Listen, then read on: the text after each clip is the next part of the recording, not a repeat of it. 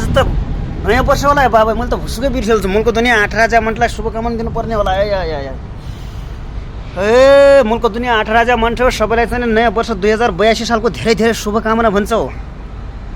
गया सालका अधुरा बधुरा कामहरू चाहिँ सबै पुरा हुँदै जाउन् भन्छौ। अनि तपाईँको चाहिँ नि हुनु खानु राम्रो रूपसे सिद्धि जातिविति भइजाऊ है। अनि तपाईँको ग्रह गुम्राहरू चाहिँ सबै शान्ति हुँदै जाउन्। अनि तपाईँले सोचे आँटेका सबै काम कुराहरू चाहिँ सबै पुरा हुँदै जाउन्। छोरी जन्माएको छैन भने पनि अहिले आशा जस्तै भए पनि तपाईँको छोरी होइजाउन्। बिहा नगरिहाले बिहा गर्नु। अनि बिहा गर्न चाहिँ जुगु जुगु युग तपाईँहरूको चाहिँ सम्बन्ध चाहिँ 7 जुनीसम्म चाहिँ यस्तरी साङ्लो चाहिँ बान्ने नै होइ।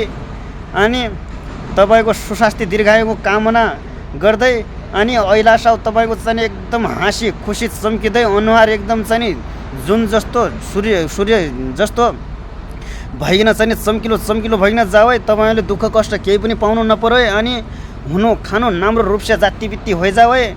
अनि भन्दै तपाईँलाई चाहिँ 2082 सालको धेरै धेरै शुभकामना सहित अनि तपाईँका आम परिवार आफ्ना इष्ट मित्र सबै आफ्ना आफन्तरी देश विदेशमा छरिएर बस्नुभएका सबै अनि आफन्तजनहरूलाई पनि मेरो तर्फबाट चाहिँ 2082 सालको धेरै धेरै शुभकामना भन्न चाहिँ तपाईँहरूलाई फालिदिउँछु भन्नुहुन्छ।